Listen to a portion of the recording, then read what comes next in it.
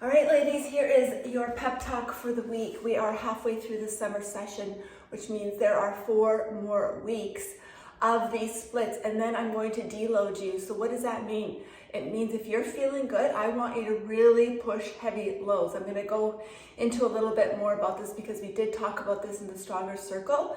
So I want to just make sure that you're all understanding loads, tempos, intensities going into this last 4 weeks of your hardcore summer strength session.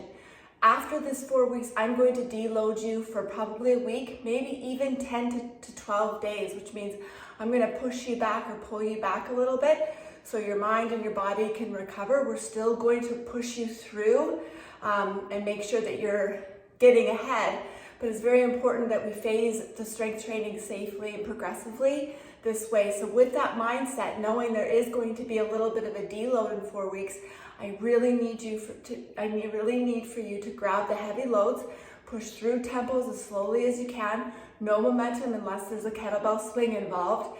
Make the muscles do the work. I want you to feel these workouts within 24 to 48 hours, and if you don't, it means that you either need to change tempo, mode, or tempo, load, or intensity in terms of rest intervals, etc. We all know that we're taking very little rest between A and B because I'm doing push-pulls for the most part. And then in between the supersets, so when you do A1, A2, then you can give yourself that 30 seconds to a minute. But if you're finding that you're just not able to increase loads due to injury or lack of equipment, then decrease that rest interval a little bit for the next 4 weeks.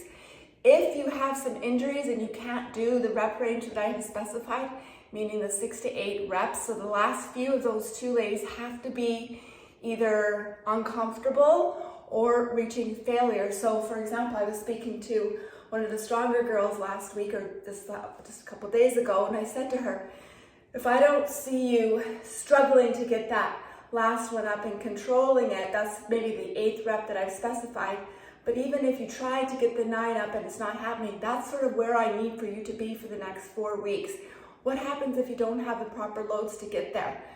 Probably not the biceps, because the biceps are never going to need more than 20, 25 pounds in a hand. But for example, what if you don't have a squat rack to do 6 reps really, really hard?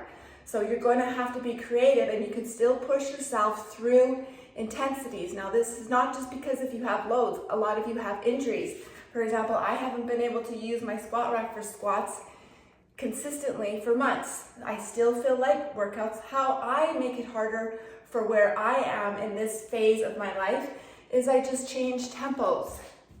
I add pulses, right? So I'm going to come down here, I'll hold, then maybe I'll come up for a second, then I'll come back down and hold, and then I'll power up as long as my knee is allowing me to do so. Of course, I'm always very warm before I do these things.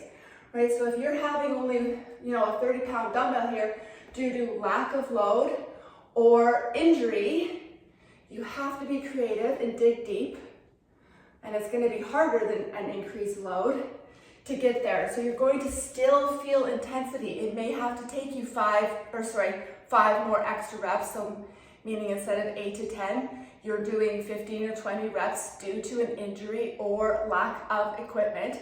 But you still need to get there through some creativity. If you have questions on this, please do not hesitate on our Facebook page. This information is very, very important. So even if you have missed a few workouts, continue on to the day we have specified. In the Stronger Circle, someone asked that, say they took a week off due to fatigue, traveling, where should they start off? It's a lot of information coming at you at once, sorry. I just finished a workout, how can you tell? The endorphins are still in me. You can see the energy that's kind of coming through here. It's crazy.